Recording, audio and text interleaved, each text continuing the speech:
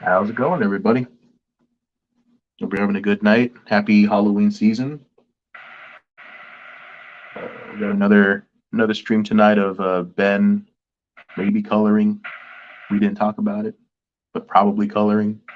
I'm going to be working on my. I can't legally call it Inktober, but whatever is going to be Art Snacks Ink for October list thing. Today is picnic in the graveyard. I think cemetery picnic. So we'll see what I can do. I'm gonna put some spooky, scary ghosts and skeletons in there. Ooh. How's my audio? Yeah, it sounds good. Okay. Sweet. Let me see. Do this real quick. Like opening music by Bright Lights, John Parfit. Just want to make sure I credit him. Yeah. So I made that scrolling banner. All right. And I say that because there's another Bright Lights, and it's a female artist. Yeah, I heard. I've never listened to them, but I've heard that there's another one out there. Yeah, so I just want to specify it's John Parfit, not Joanna Parfetta or whoever the female singer is. Yeah. All right. What are you working on tonight? I'm going to continue coloring Die Brook. Mm-hmm. Die Brook? I'm not even sure how you say that. How do you say that?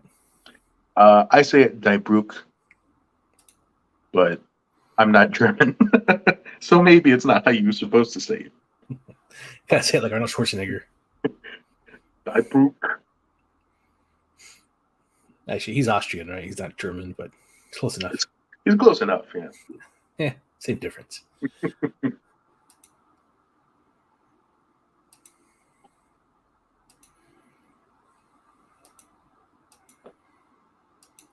Oh yeah, there we go.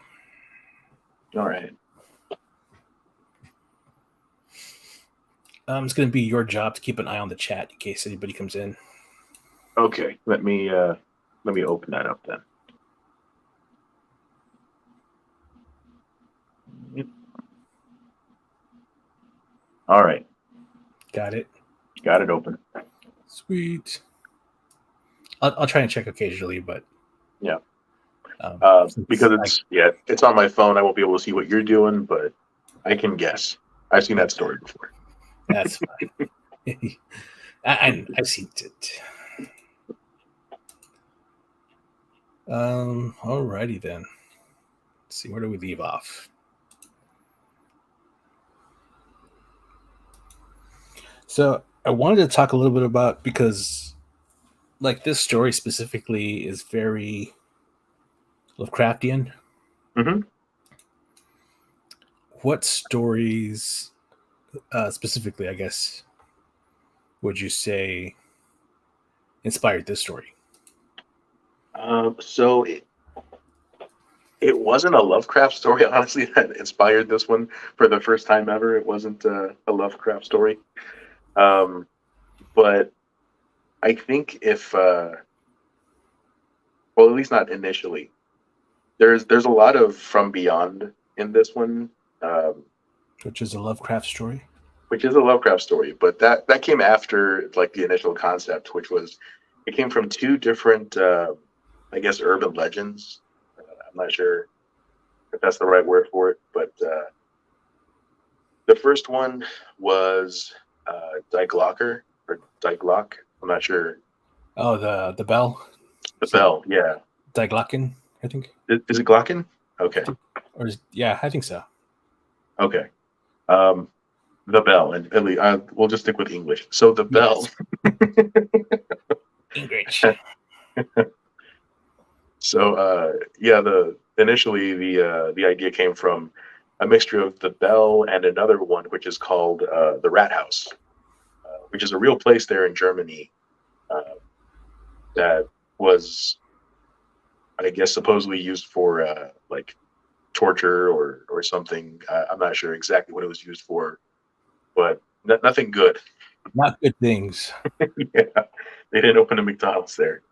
It was it was supposed to be some heinous place with some horrible acts committed there, and it's supposed to be haunted, and it's set underneath. It's like the foundation of one of their in use political like parliament houses or something. They're in Germany.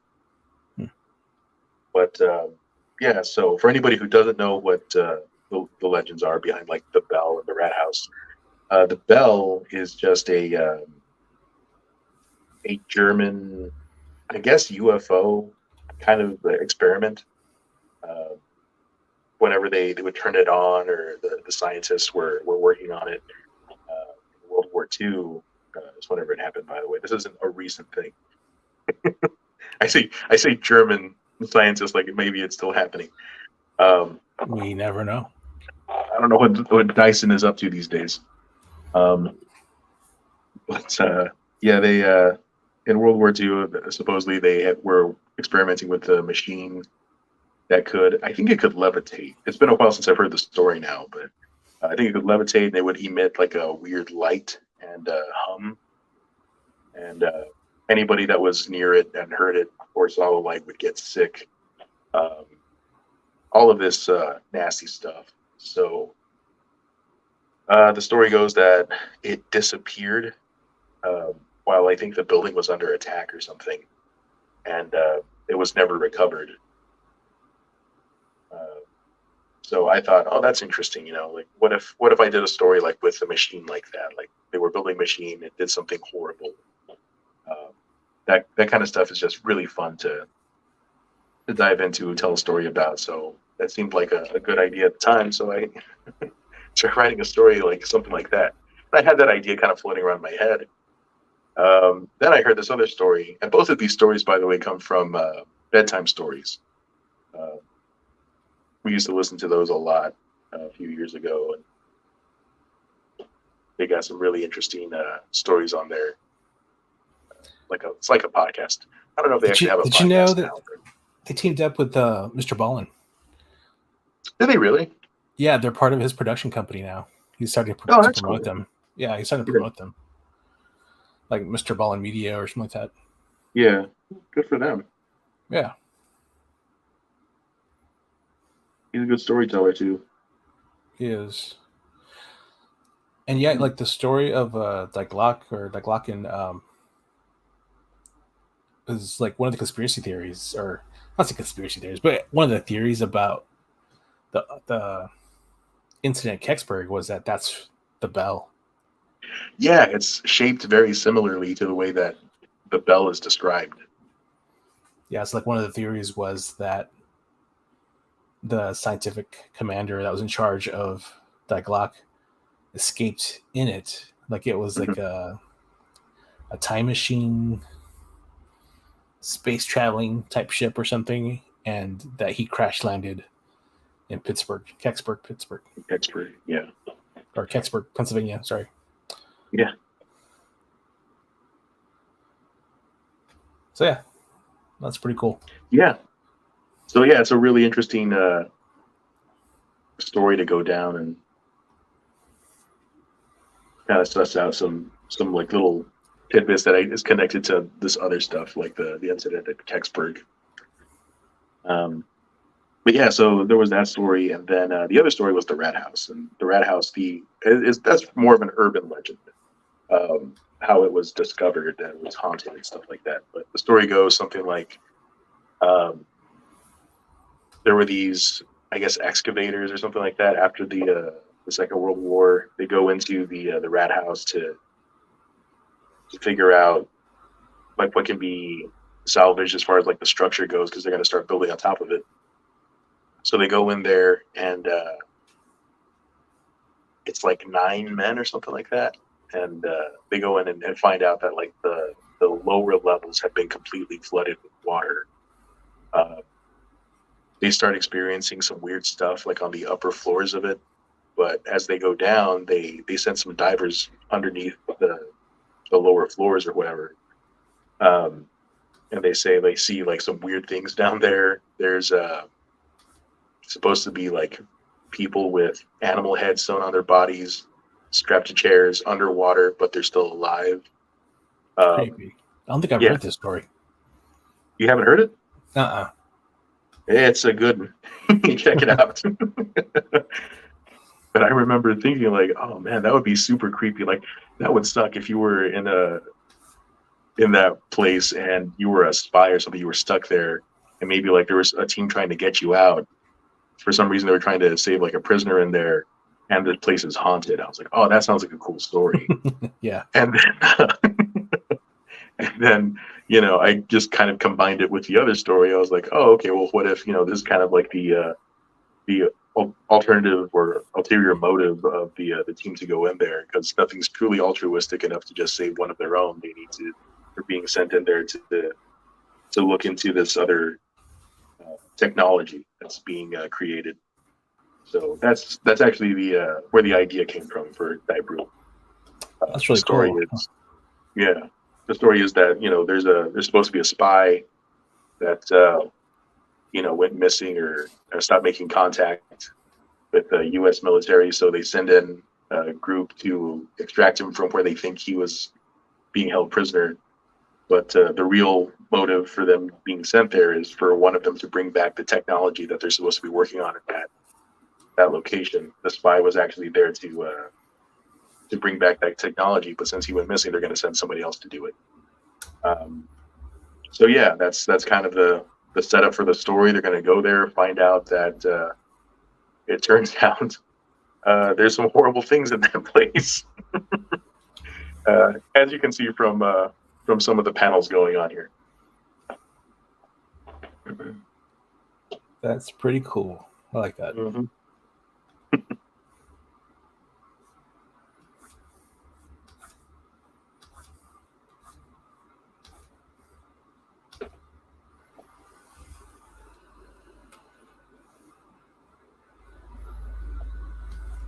Yeah, I had a lot of fun writing that story and then drawing it, getting it going.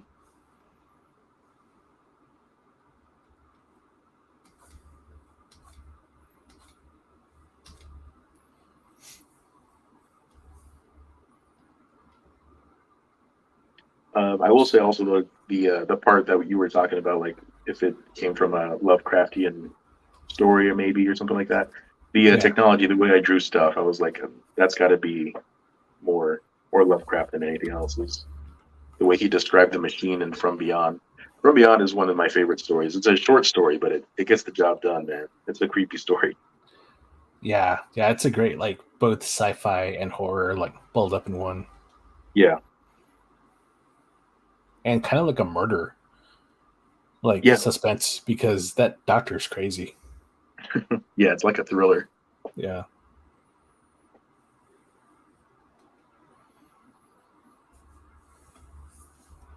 Yeah, it's amazing like how much Lovecraft has kind of permeated into modern stuff. Mm-hmm. Modern pop culture, I guess. It kind of informs a lot of these crazier ideas. Like people thought, like, I need to create a different type of alien, so where do I go for inspiration? Like Lovecraft, of course. Of course.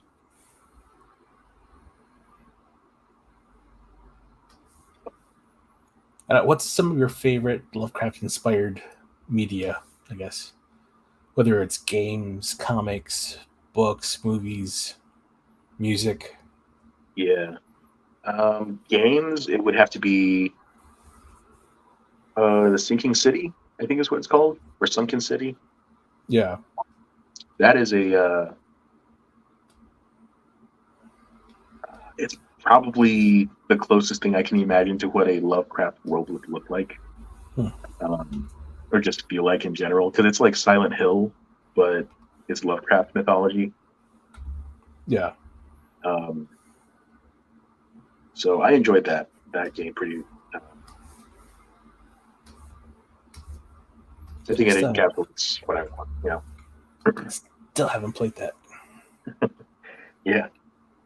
I think I saw it on Steam for like $10. Yeah, it's real cheap. Um, there's a 2-pack I think you can get for like 15. It's that one, Sinking City and Call of Cthulhu, I think, Yeah. something like that. I haven't played Call of Cthulhu, but if it's bundled with that one, if it's like similar enough, that would be a really fun thing to play. There's another one called The Shore. That one also seemed pretty interesting. For sure. That sounds familiar. I don't think I know it though, off the top of my head. That one's it's kind of like a POV game, like it from the point of view of like first person, Hmm. and you like wake up on the shore of like a beach, like a little island or something, and there's like a lighthouse, and you go exploring. Yeah. Hmm. Yeah, it seems really interesting.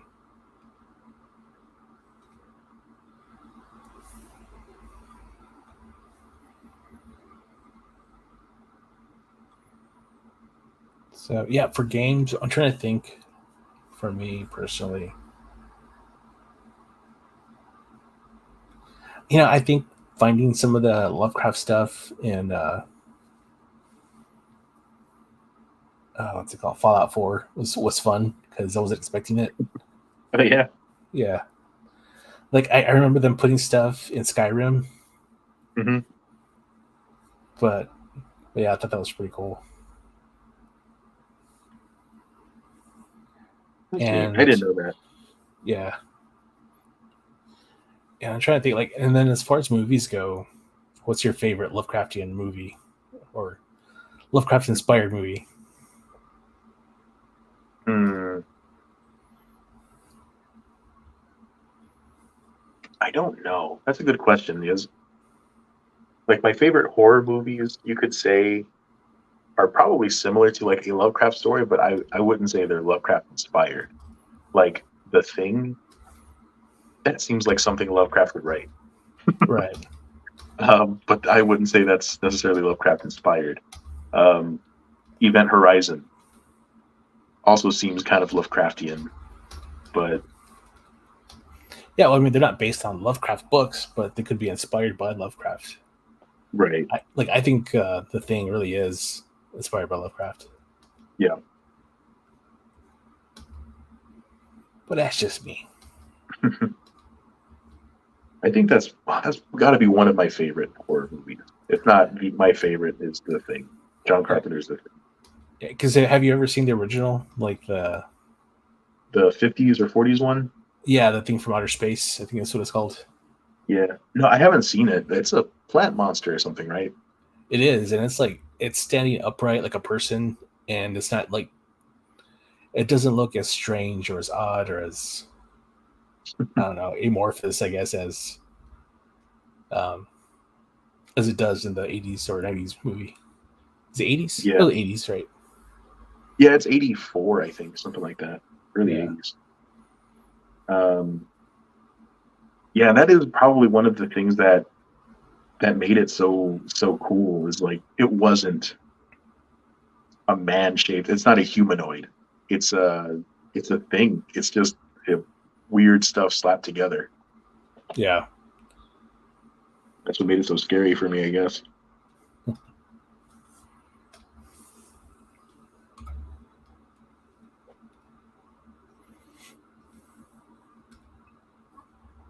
Yeah, I think for me, it's probably going to be like The Endless. That's a Um, good movie. Yeah. what else? The Endless, The Thing, and I really enjoyed Dagon, even though it wasn't anything like the story Dagon. It was more like Shadow over Innsmouth than anything else. Right. Yeah. But I did enjoy the movie. Yeah. It was a fun. That's a fun like Friday night movie. Just kind of a creepy, scary movie. Yeah.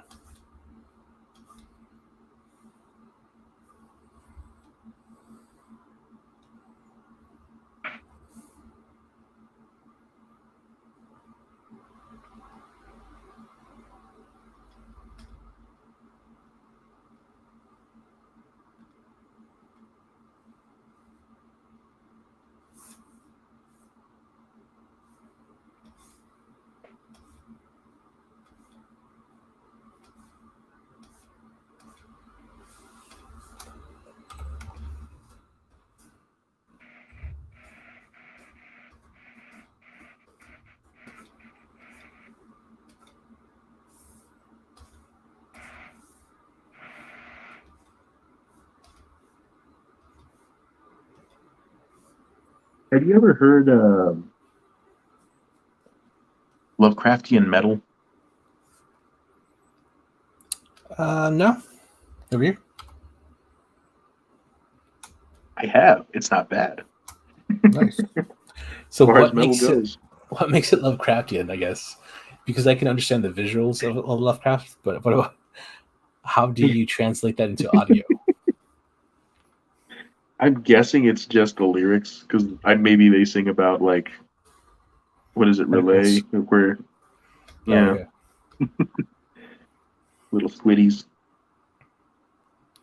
But I mean, I can't Squidwards. understand what they're saying because it's metal. So Right. Might not I even be couldn't tell you English. 100%. It might not. It might be more Norwegian or something for all I know. Swedish. Um, but yeah, me and a friend of mine at work were just talking about Lovecraft, and we're like, he's like kind of the same point you were making. Like he's influenced so many like different levels of media, and then my friend Matt was like, I wonder if there's music of Lovecraft, and I was like, I I don't know. That's a good question. Let's look it up. And yeah, sure enough, looked it up, and he's got like a whole genre of Nice. it's metal. Yeah,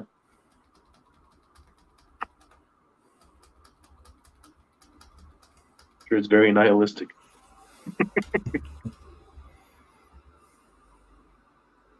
It's a good way to start your Monday morning. Yeah, actually, I think we did listen to that when we were unloading a truck on Monday mornings.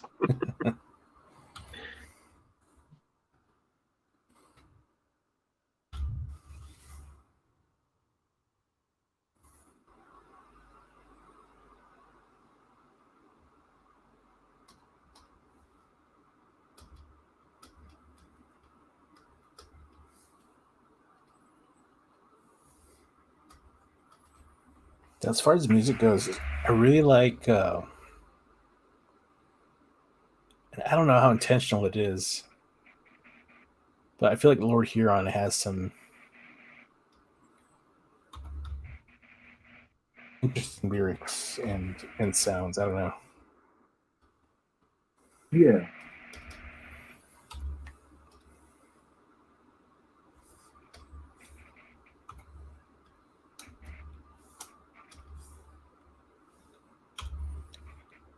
And I thought it was just me until I heard George Knapp interviewing them. And he talked about kind of feeling the same way with their music. Like it just felt kind of cosmic. yeah. There's something very dreamy about his music.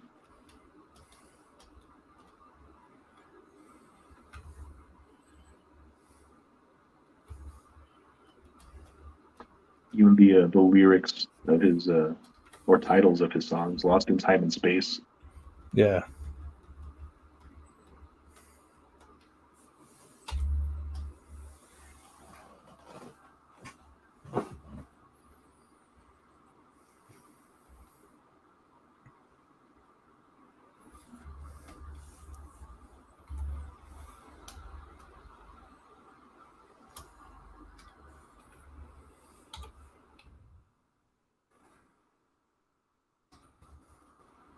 It definitely lends itself to good storytelling, though. Yeah.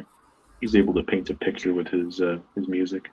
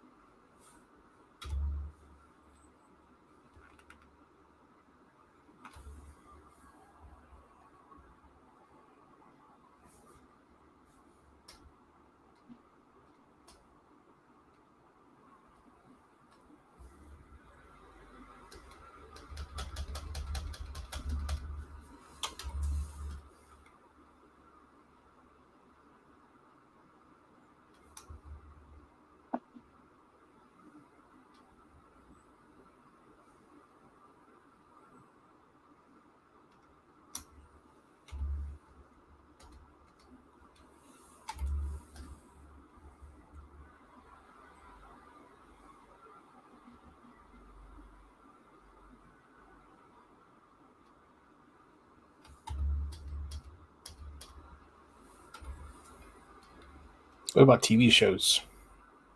Mm,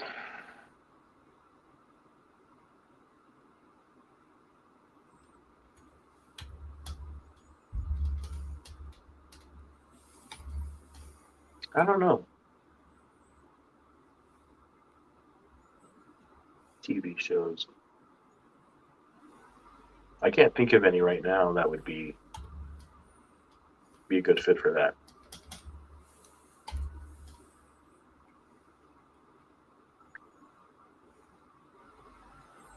Did you ever watch Archive 81? Oh, you know what? Yeah, I did. You're right. That is Lovecraftian.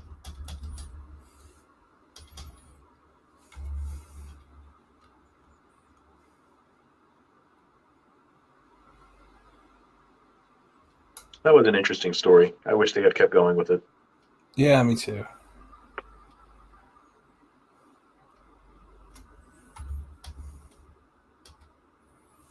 Like, I know the story is still going on as far as like the radio world, Oh yeah, because that's where it came from. I don't know if you knew that. I think you had told me that before. That sounds familiar. Yeah, it's like a podcast or something, Yeah. and they turned it into a TV show. But it's originally a podcast. And I think it has like 4 or 5 seasons. Hmm. Have you ever listened to it? I did, but then I stopped because I was like, I got the TV show. Eh. Or so you thought. Or so I thought.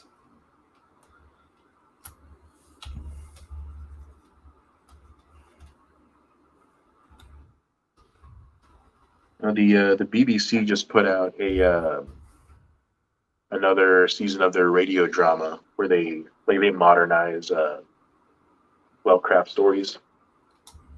Okay. Yeah. I listened to like the first 3 seasons. I really liked them. I haven't listened to this one yet, but I'm excited to listen to it for Halloween. Oh yeah, I mean that's another thing. More of a book, I guess, but A Night on the Lonesome October. Yeah.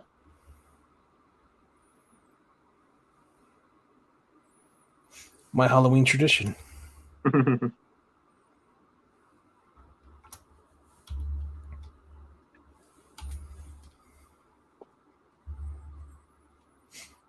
I would love for them to make a movie about that. Like, I could see that as a Netflix show.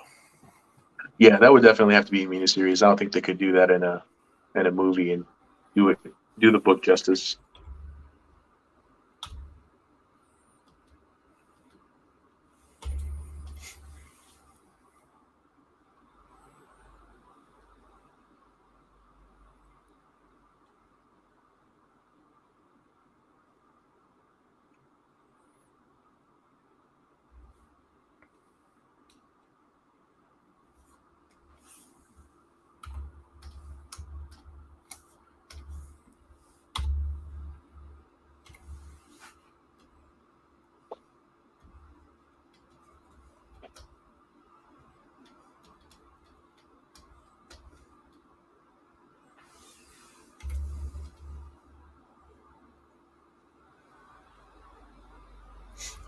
What's your favorite part of that story? Um, I remember liking the ending quite a bit, like the way everything started to culminate. I really Yeah. got a sense of like urgency towards the end of the book. I got really invested in it. Um, it was just really good. I don't know if it's the pacing necessarily, but like I don't know what to attribute this particular part of the success to. It's just I got really excited like the closer we got to the end. Like it felt like it was building tension very successfully for me. Like I was excited to see it. I was anxious to get to the end. Yeah, I See can how it see all that. played out. Yeah.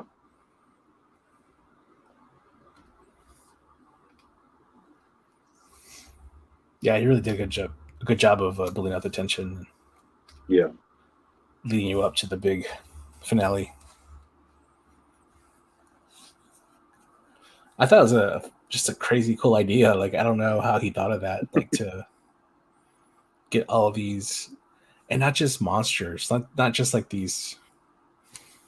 And I could even say Universal monsters because he uses the name Larry Talbot. Yeah. Which is unique to Universal Studios. Right. I'm surprised he got away with that, but yeah, to like use these original monsters, Frankenstein, Dracula, Wolfman, Mm-hmm. And then to like mix in like Sherlock Holmes, Jack the Ripper.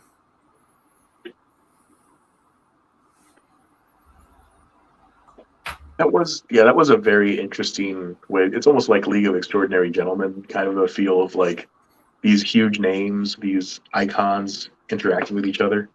Yeah. And then they weren't even like the main focus. It was like their pets. Yeah. It was their familiars.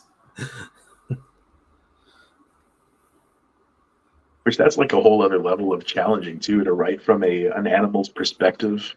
Yeah. And make it interesting. Good stuff. Yeah. And then to have that idea too, to be like, you know what, we're gonna do this like on a daily thing, like every day is a chapter, like October 1st all the way to October 31st. Yeah.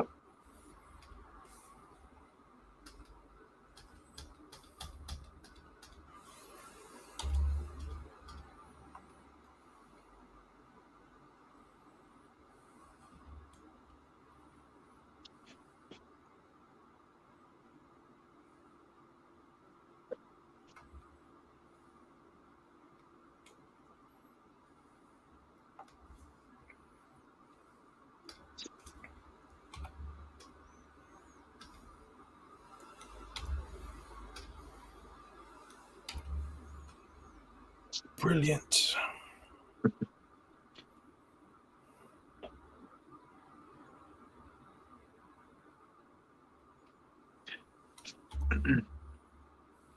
What's your opinion of Stephen King, his novel? I think he's good. I mean, I don't think he's like the best horror writer or anything like that. But I mean, he's definitely got talent. I mean, It's prolific. very prolific. Yeah.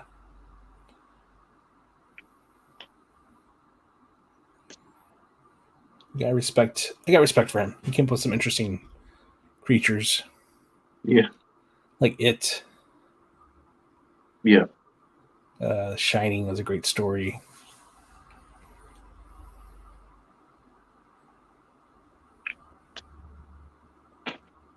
Did you read The Shining? I never did read it. No, just watched the movie. Yeah.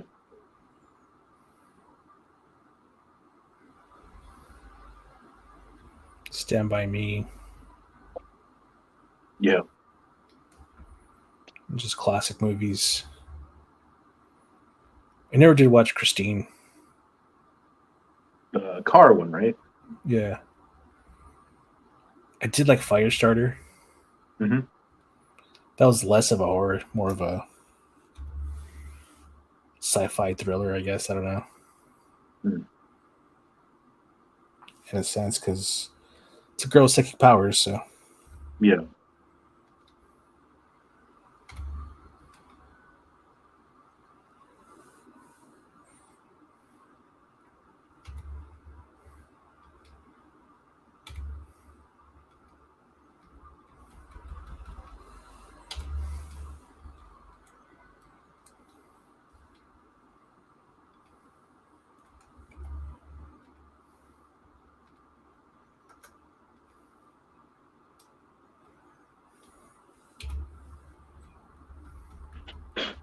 Do you think it's interesting that, like, for as well known as Stephen King is, we've probably had like a dozen or so writers that have been like really good horror writers, but no one's ever been able to create a genre the same way that Lovecraft did. Yeah, no, that's true.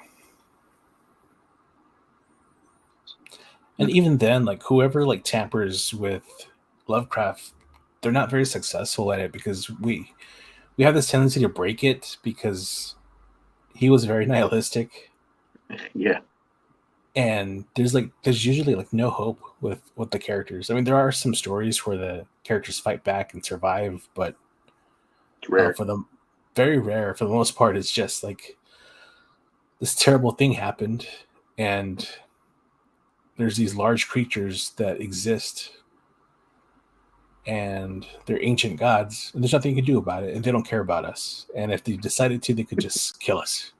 Yeah. Nobody loves you and you're going to die alone. Enjoy. Yeah, pretty much. No, that's a good point.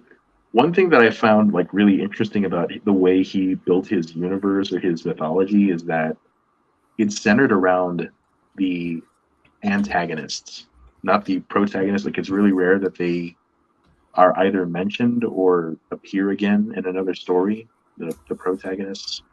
Yeah. But it's all about his, like, the mythology is the evil. And Right. I thought that's a really cool idea. So that's something I try to do in my stories. There's a thin link between all of them, and it's these evil gods that these creatures seem to worship or head towards.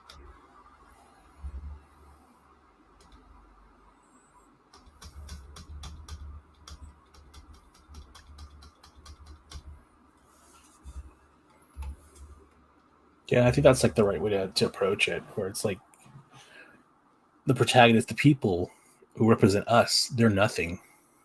Yeah, They ultimately don't mean anything.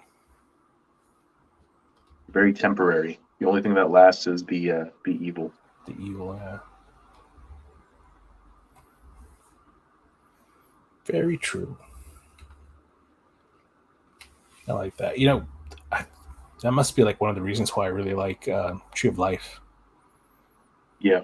was because you're able to achieve the sense of dread, and like no one's coming to save you. And then even though at the end, the good guys come in, Hmm.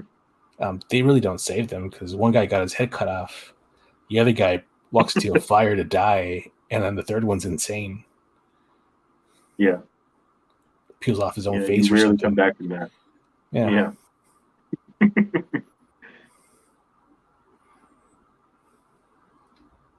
Yeah. I do like that idea of like the way Lovecraft approached death, or the idea that your main character dies in every story. Now maybe it's not because they physically die, but they're changed forever. They either go mad and they're just not who they were going into the story, so that's a type of death, or they just become extremely nihilistic, or they do end up either killing themselves or getting killed by something else. yeah. But it's that inevitable change.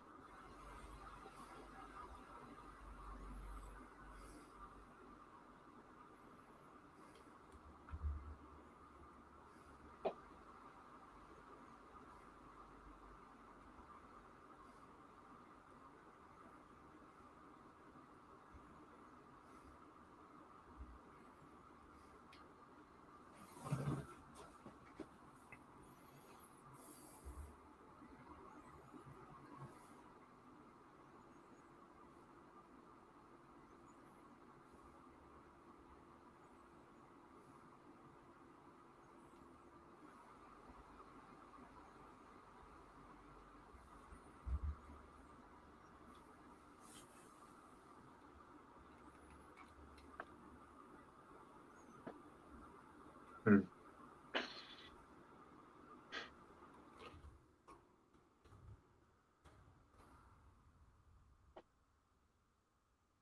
And that's what makes a spine tingly story.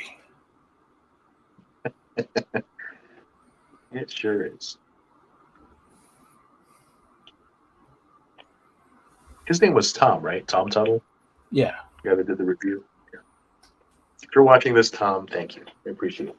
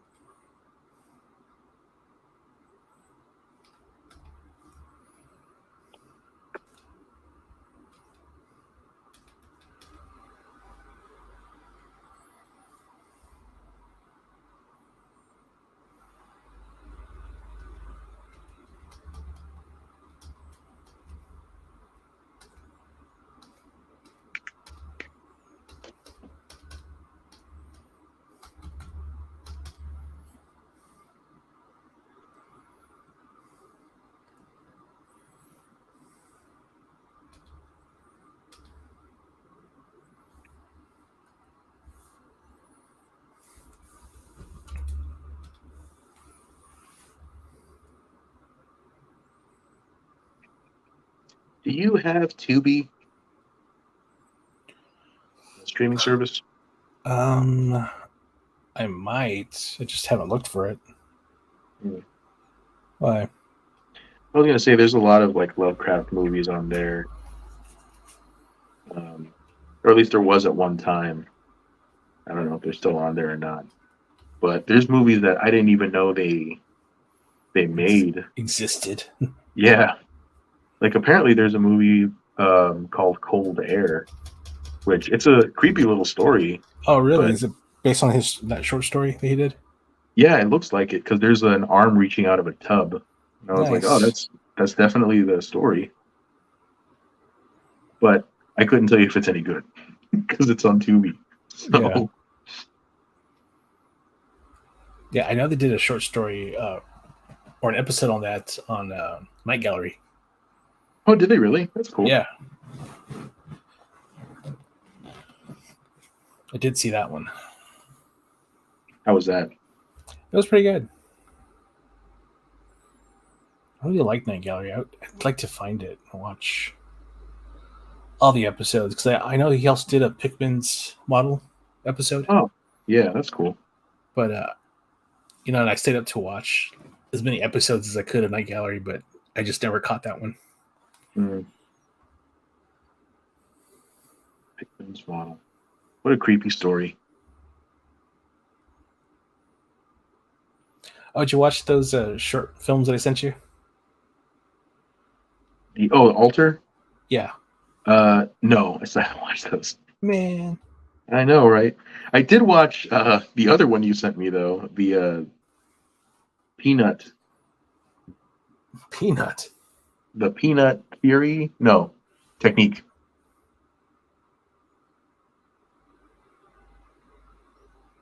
Peanut. You don't even remember that one you sent me. Oh, the nutshell technique. No, I'm pretty sure it was the almond technique. I'm pretty sure it was watercress technique. Yeah, so what did you think of that? I thought that was pretty interesting. I like the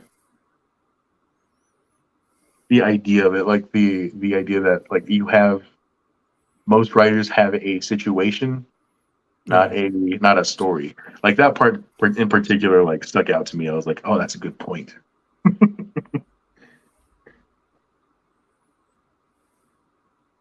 So I enjoyed that video.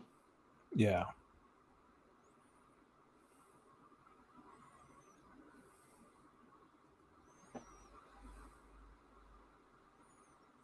Yeah, did it make sense to you? Like why? Like what the difference was?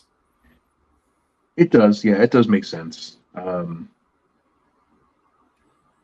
Whether I'll be able to put it into practice, we'll see.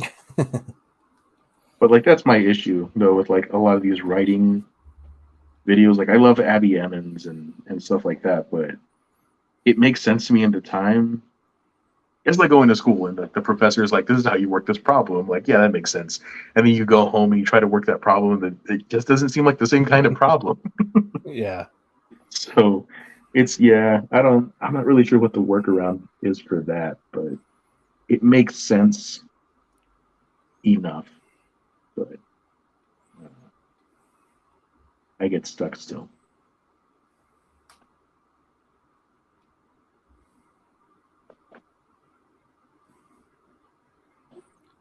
Tell me this: did the interviewer annoy you? Um, a little bit. I will say she's more vocal in this one than she normally is. Yeah. Like, well, okay. To be fair, also like the videos that I see are like the 13-minute, 10-minute Okay. You just watch the little interviews, short clips. Yeah. the clips that they post. Yeah. So I don't get like a whole lot of her. Like the one she did with that comic book writer. Did you see that one? He's Yes, like I an did. older guy. Yeah, I like that one. Yeah, that was a good one, but she like a couple of words here and there. You know, she really doesn't talk that much in there. Yeah. Yeah, I was actually gonna suggest we EFAP that one sometime. Yeah, that would be good. Because I felt like he had some really good points. Yeah. It's cool that he knew Jim Steranko. Yeah.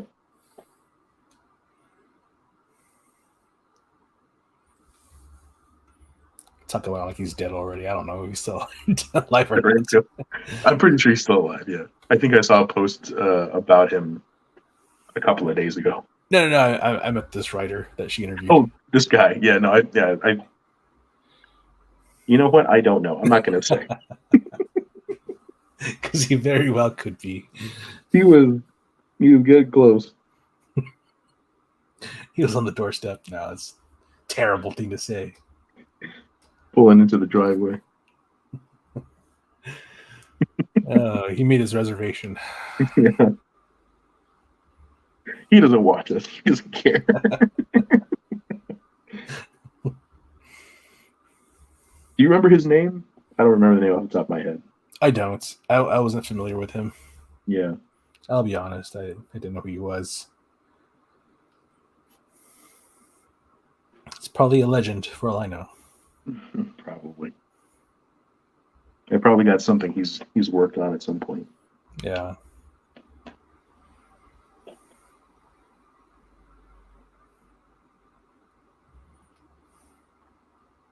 I was watching Swamp Thing yesterday, and like I kept thinking, like, man, I should get the omnibus of Swamp Thing. I wonder how much that is on Amazon. I think it was like $500. I'm like, I don't need it though. I can just Google search images of it. I think I need to look for the one that's printed on newsprint or something. I'll just buy the digital. It's $1. Yeah, that's true.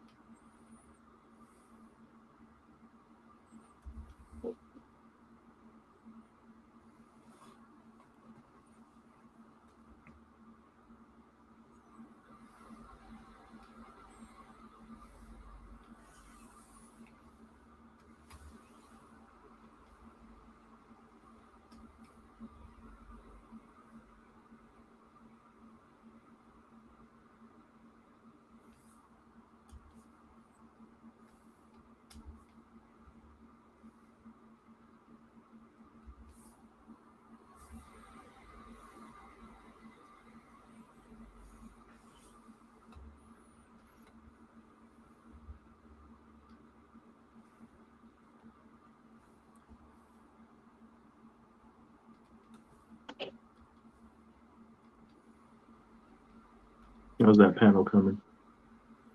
It's coming. It's going. It's going.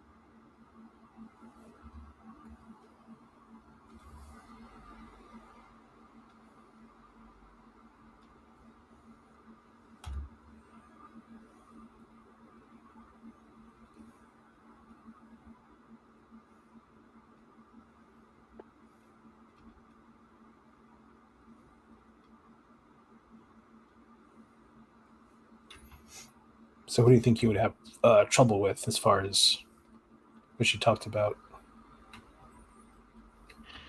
Oh, I don't know. We'll find out whenever I try to write something again. Like I said, it makes sense. Like I get it, but at the same time, it's like, but how? Um, I don't know. I think it's one of those things where it's like it's a tool that you put in your belt and you don't have to use it. Yeah. It's not appropriate for every story. Hmm. It depends on the type of story you want to tell. So I could see it being used for like you have a mini series in mind, and it's kind of a one and done mini series. Like it's going to be, I don't know, 12 issues or 6 issues or whatever, Hmm. and you kind of work backwards from there, understanding that why does this situation need to have this character in it? How does the Right. situation directly involve the character? How does it test his weaknesses? How does it change him, from where he is at the beginning to where he needs to be at the end? Hmm. And not every story needs to be a character arc like that. No, I mean you got Lovecraft stories like we were just talking about. Exactly. Where again, like the protagonist is actually the evil, Hmm. not the hero, but the protagonist. Right.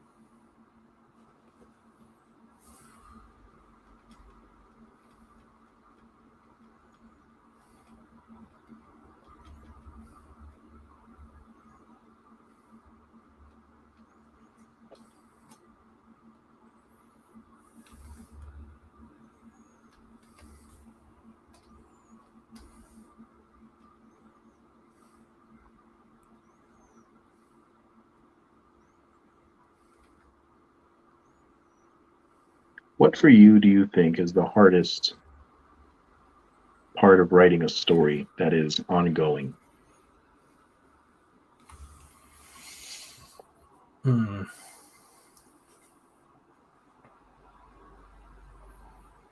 Probably coming up with new ways to test the character, the hero, I guess. Hmm. Because I could see that getting exhausting after a while. Yeah.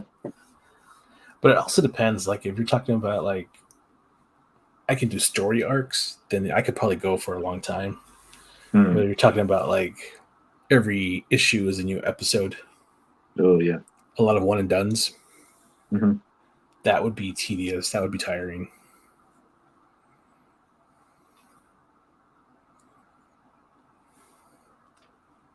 They wouldn't even have to be long arcs. I'm talking like at least 2 issues, 3 issues. Right.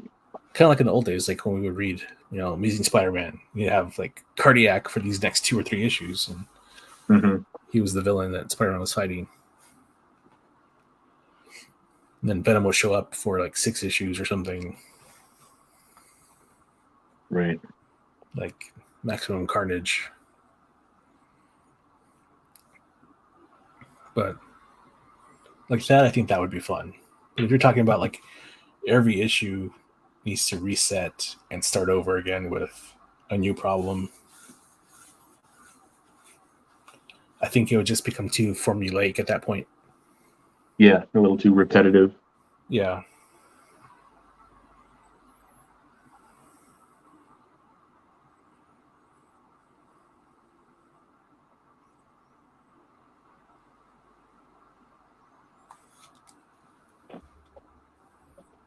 What about you? Oh, probably.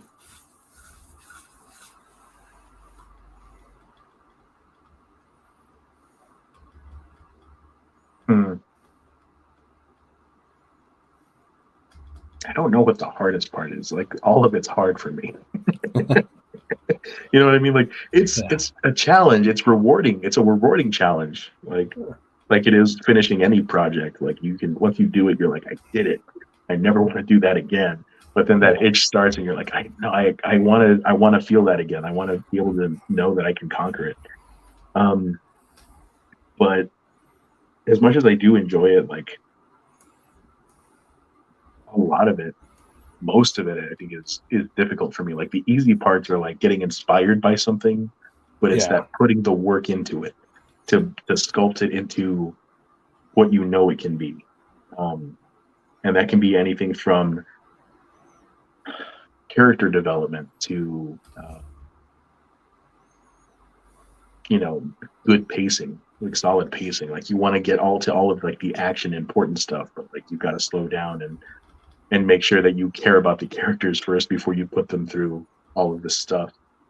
Um, so like it feels like a jumble once you actually get in there for me. Like once I sit down and start like thinking about where I want the story to go, I've got like maybe five stories right now that I could name off that I feel like as soon as I step into that world, I get bombarded by all of these problems that I know I need to solve, but I have no idea where to start. And I get like, all right, I'll come back to this in a little bit. Maybe some of these problems will have worked themselves out. um, but yeah, I don't know. See, for me, like I feel like I probably could do like an episodic story because I there's something about that feels fun. That's maybe not necessarily the same story over and over again, but it is the same. Like you can develop the characters further by putting them through similar ordeals. Hmm.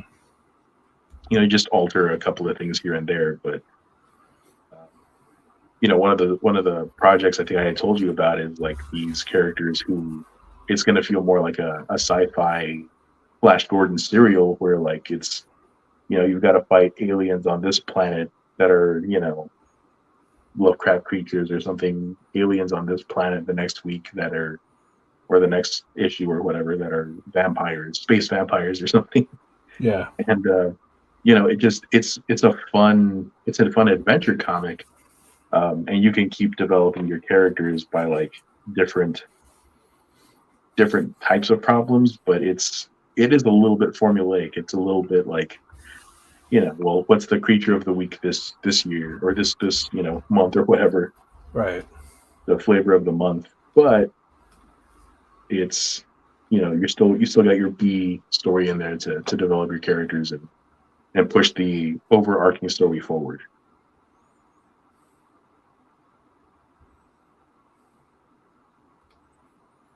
Yeah, and I guess it also depends on the genre because, like, you're talking about something like um, Flash Gordon, where it's more of a pulp, Yeah. and so having that formula, episodic adventures, makes sense. Hmm. Yeah, that's like you were saying. A lot of this stuff is going to depend on the kind of story you want to tell. You're right. Yeah. Not a one size fits all, which is good for storytelling, but it gets hard for guys like me who wish it was all the same thing and I could just follow everybody else.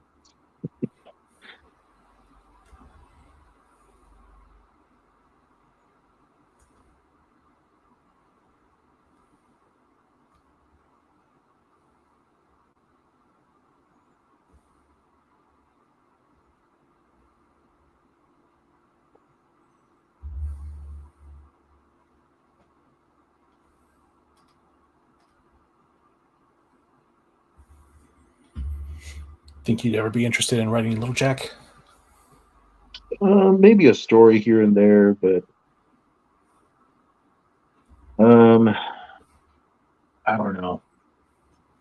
Again, probably like kind of like the one-off creatures like that we had talked about. Yeah. Well, maybe not one-off is the right word, but one of those creatures that you could kind of just drop anywhere in the story to have somebody read it for the first time and they get they get the idea. Like to me, those seem really fun to write.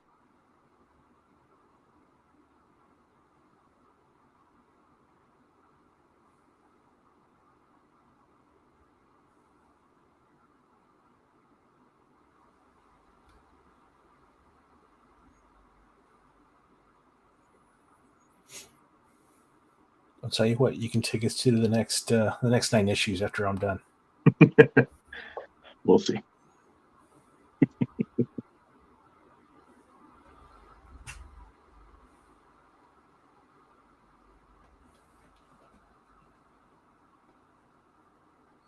No, seriously though, if you want to do like a short arc, like I don't know, just do a short round, like 3 issues, Mm-hmm. could do that. Okay. Just take the character over, take the keys for a while, and drive. Right.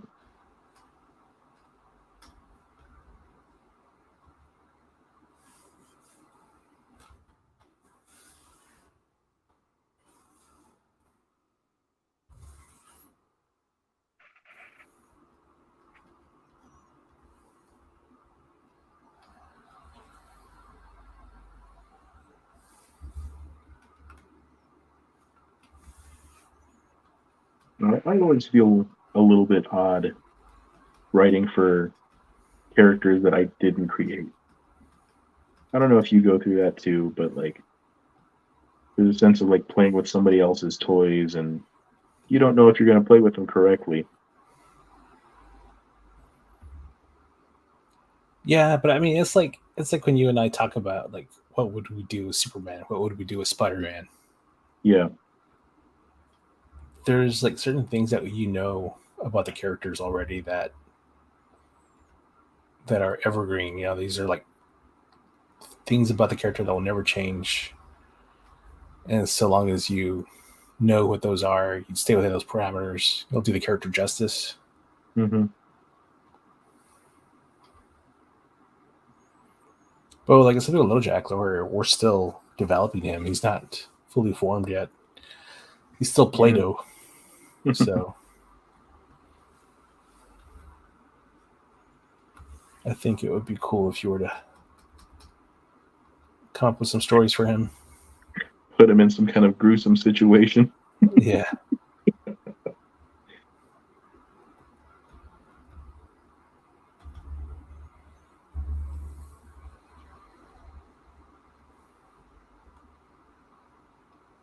Kind of add to the pottery mixture. Yeah. See what we come up with.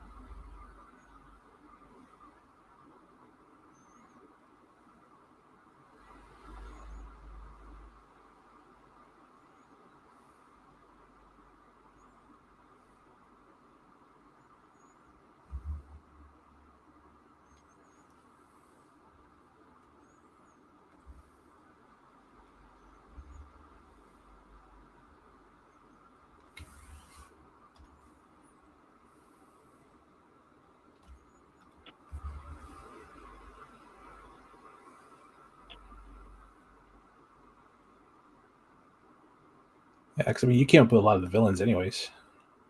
Yeah.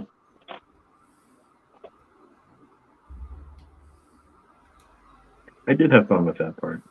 I really enjoyed drawing those monsters and things.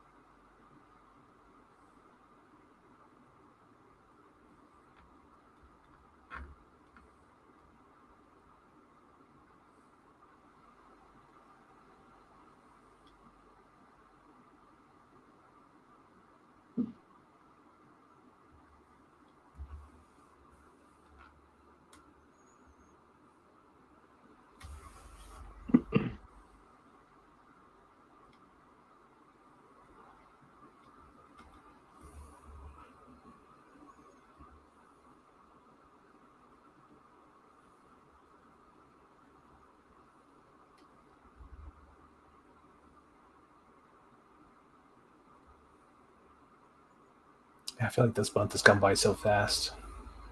Yeah, I agree. I feel like I didn't get a chance to slow down and just really enjoy it. Yeah, it's November next week. It's crazy. Oh well. Crazy is what it is.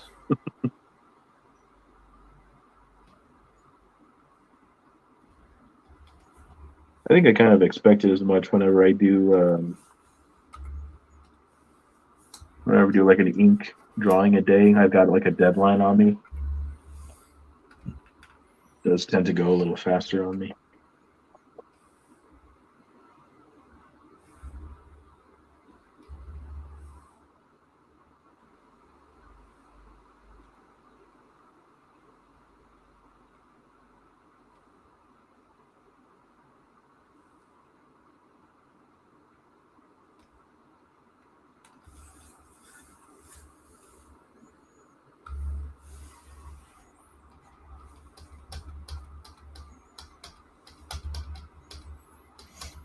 Oh, so today, every time we talk every week, we always talk about our what podcast have you listened to? Yeah.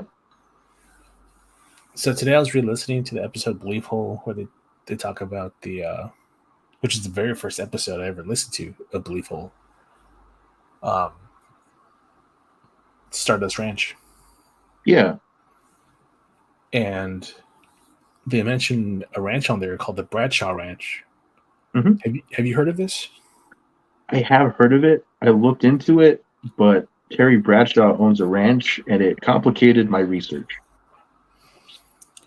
Right. So he popped up too, and there was like questions like, "Is Terry Bradshaw's ranch haunted?" but Yeah. I did find a video from like 6 years ago Mhm. where there was a show that Jonathan Frakes used to host, and I don't think it was Fact or Fiction. I think it was something else, like a paranormal type show. Yeah. And Jonathan Frakes was the host because it was definitely his voice. He has a unique voice. Yeah. And like they never showed his face, but like, you hear the voice, and they go out to this ranch and they're talking about it. And apparently, like there was all these UFO sightings out there, Mm. and the lady that lived there, she took a picture, and in the picture is a UFO, but not just that, there is like a window shape in the sky, Mhm. and through it you could see into like another dimension. Like Really. the sky not only looked different, but there was actually like a telephone pole in the distance that you could see, which does not exist on her property. And Oh, that's weird. it looked almost like a shoreline was in the background as well. And she's in Arizona. Not even close. Yeah. So I thought that was really, really interesting. Yeah. Hmm. Terry Bradshaw.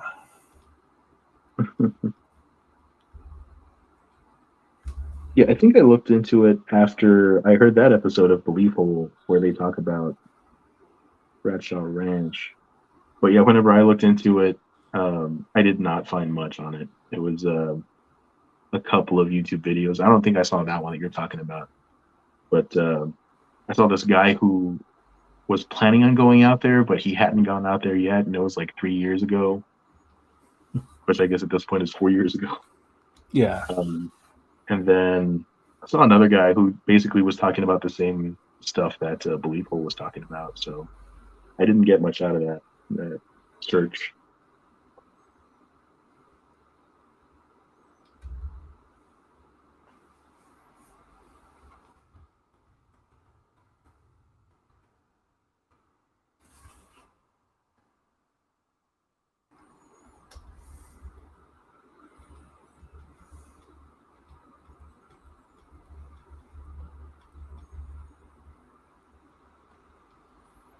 But yeah, apparently they took lots of photos, and I want to say it's like over 200 photos, and there's like lots of weird stuff. There's also a Bigfoot there, Mm. and apparently They took a picture of the body mark, like it laid down on the sand, and made like a sand angel of Bigfoot. That's funny. Yeah.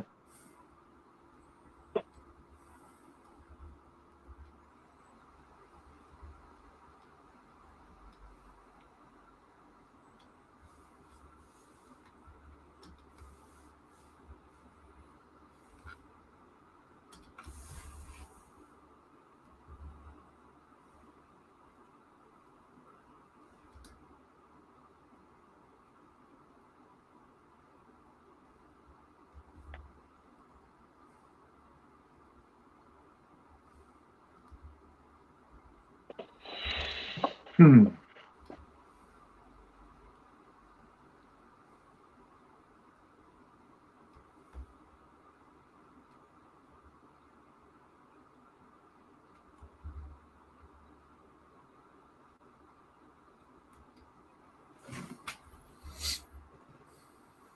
And I also started to listen to John Edmonds, the guy who owned Stardust Ranch.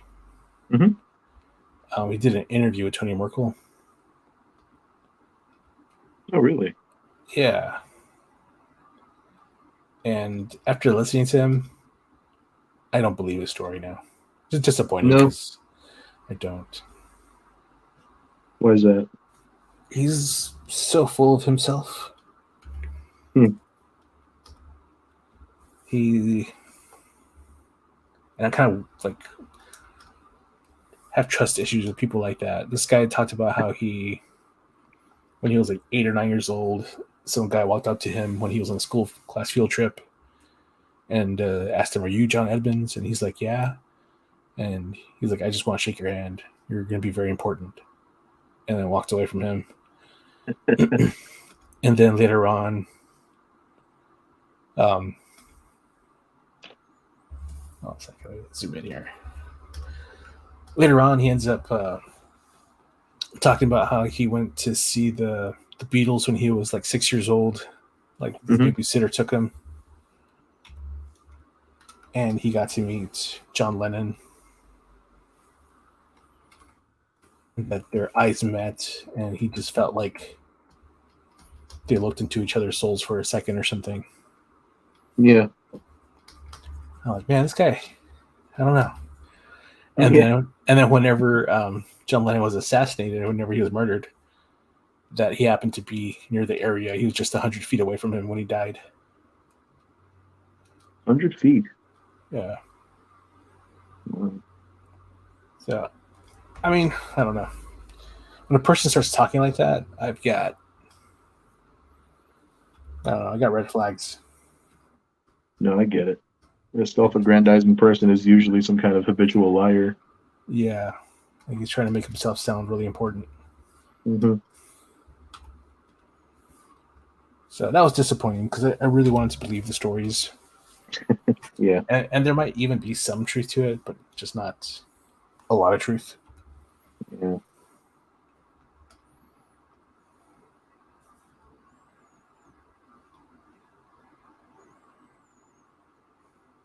But anyways. Yeah, look at this panel. Tell me what you think. Yeah. Oh, nice.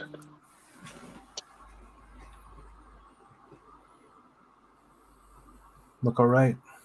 Yeah, it looks good. All right. I'm going to call it good then. You before you click away from it, can you zoom in a little bit? I got a tiny screen on me. Okay.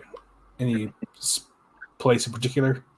No, just the panel. Like if you could kind of fill the screen up with, yeah, there you go. Okay. Okay. Yeah. Actually, there we go. Yeah. Yeah. I like that. Looks good. Alrighty. I'll call it done then. All right.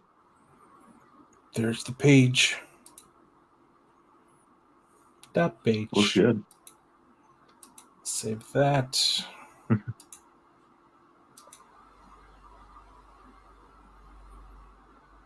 Go through all that work, and I'm just going to throw some black over it and tone it down.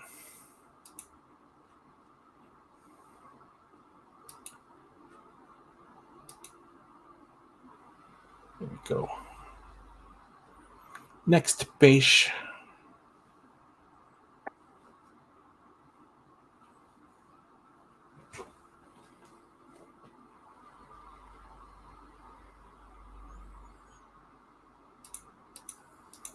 What about you? You heard any good podcasts lately? I've been going through the Belief Hole season 3 again. You know, my problem is like I have a really bad memory when it comes to these stories, and like I'll listen to them and be like, I don't remember any of this. So, no, I don't think I've heard anything in particular this week that I was like, oh, that's really cool. I gotta do something with that. But mostly just like phone calls from like beyond the grave kind of stuff. Okay. Just still interesting. I still think that episode they did on Marco Bacci is one of my favorite ones. Yeah, that was interesting.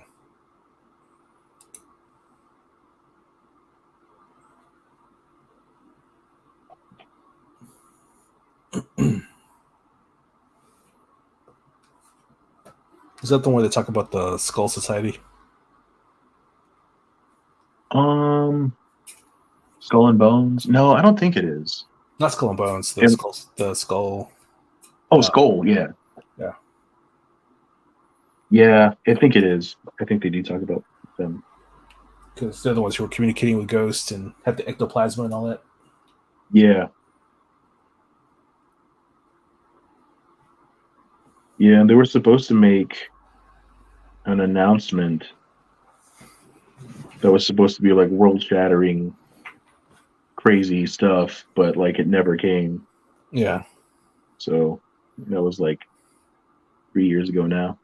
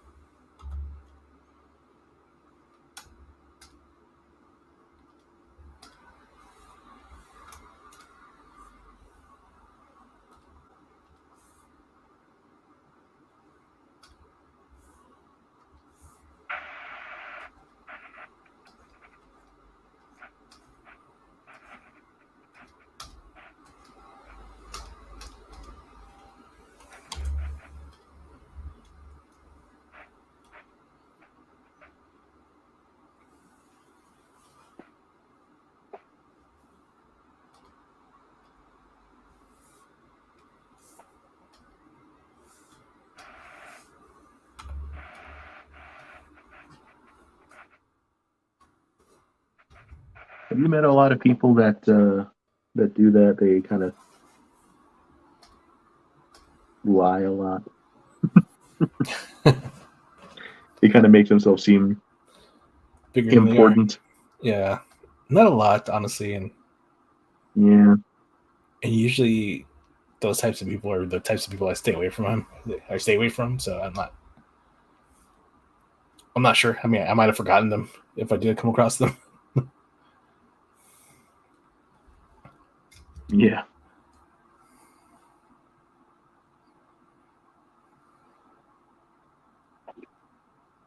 Used to work with a few of those at Walmart.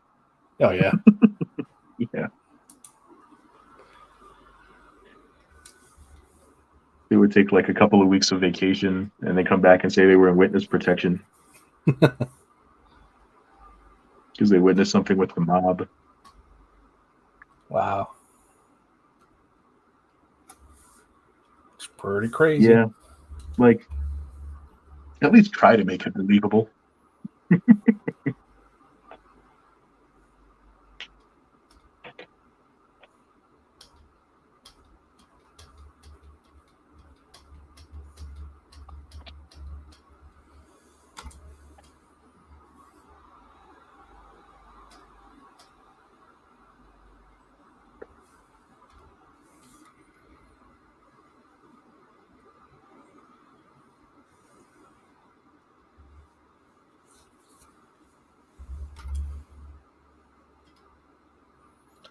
Well, I think I'm going to call it quits here.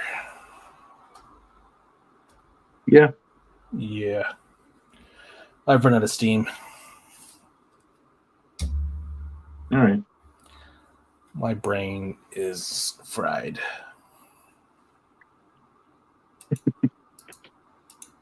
Fair enough. But now I got done what I wanted to get done because I'm trying to color like a panel and a half at least. So I did that. I did that today.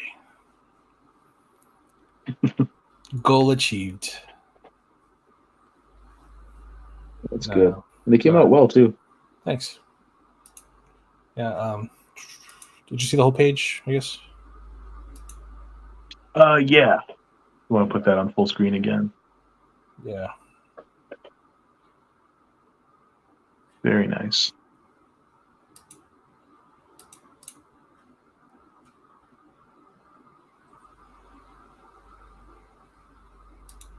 Looks really good, man. Thanks. Cool. All right. Well, everybody who stopped by, thank you so much. But I am going to call it a night. Happy Friday Eve. That's right. Have a good night and weekend, everybody. Yep. Goodbye.